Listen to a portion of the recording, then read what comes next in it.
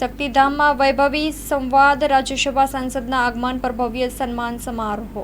શક્તિધામમાં વૈભવી સંવાદ રાજ્યસભાના સાંસદના આગમન પર ભવ્ય સન્માન સમારોહ યોજાયો। અહેવાલમાં ન્યૂઝ કરણ વાઘેલા, ભુજ, કચ્છ। મારું નામ છે કેસરી દેવસિંહ ઝાલા। હું રાજ્યસભાનો સાંસદ છું અને રાજવી પરિવારમાંથી આવું છું, વાંકાનેરથી। આજે અમારા ભુજ પ્રવાસના દરમિયાન પ્રસિદ્ધ એવી શક્તિમાનો મંદિર અને શક્તિધામમાં આજે સમાજના વડીલો સાથે સંવાદ કરવાનો અને એમનો આશીર્વાદ પ્રાપ્ત કરવાનો જે અવસર મને આજે મળ્યો છે। પહેલીવાર મારે અહીંયા આવવાનો અવસર રહ્યો, બધાને મળી અને એમના આશીર્વાદ લીધા છે અને સમાજ માટે શું આપણે આગળની વિધિઓ કરી શકી એની ચર્ચા વિચારણા પણ કરી છે। સાહેબ, યુવાઓને શું સંદેશ આપશો? અત્યારે આજની પરિસ્થિતિમાં યુવાઓને બધા ક્ષેત્રમાં આગળ વધવાની જરૂર છે, એટલે રાજકીય ક્ષેત્રે, શૈક્ષણિક ક્ષેત્રે યુવાઓને શું આપો?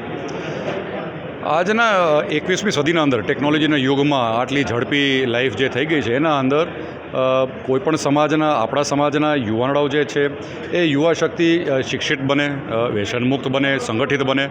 આ પ્રકારના વિચાર સાથે જ્યારે યુવા શક્તિ આગળ વધારે છે ત્યારે દેશ જ્યારે હવે દુનિયાના અંદર આગળ વધે છે ત્યારે એ પરિસ્થિતિના અંદર સમાજના યુવાનો ભવિષ્યની વિજયગાથાના અંદર પોતાનું શું સ્થાન પ્રાપ્ત કરવા માગે છે એના માટે આપણે ચિંતિત રહેવું, હંમેશા રહેવું જોઈએ। જેવી રીતના મેં કીધું કે સમાજનું ઉત્કર્ષ અમારા યુવા પેઢીના હાથમાં છે અને એ યુવા પેઢી ખૂબ સારી રીતે સમાજનું ગૌરવ વધારે એવી રીતના સંગઠિત થઈ, શિક્ષિત થઈ અને આગળ વધે એવી માતાજીની પ્રાર્થના છે। આજરોજ શક્તિધામ મંદિર મધ્યે આપણા રાજ્યસભાના સાંસદ શ્રી કેસરી દેવસિંહ ઝાલા સાહેબ, જે વાંકાનેર સ્ટેટ પણ છે, એ મા શક્તિધામના મંદિરે દર્શન કરવા પધાર્યા હતા અને એમનો સન્માનનો પ્રોગ્રામ અમારા ટ્રસ્ટના પ્રમુખ શ્રી મેઘુભાના અધ્યક્ષસ્થાને રાખવામાં આવ્યો હતો અને સમાજના દરેક અગ્રણી, સમાજના ટ્રસ્ટીઓ, પ્રમુખ, ઉપપ્રમુખ બધે હાજર રહ્યા હતા।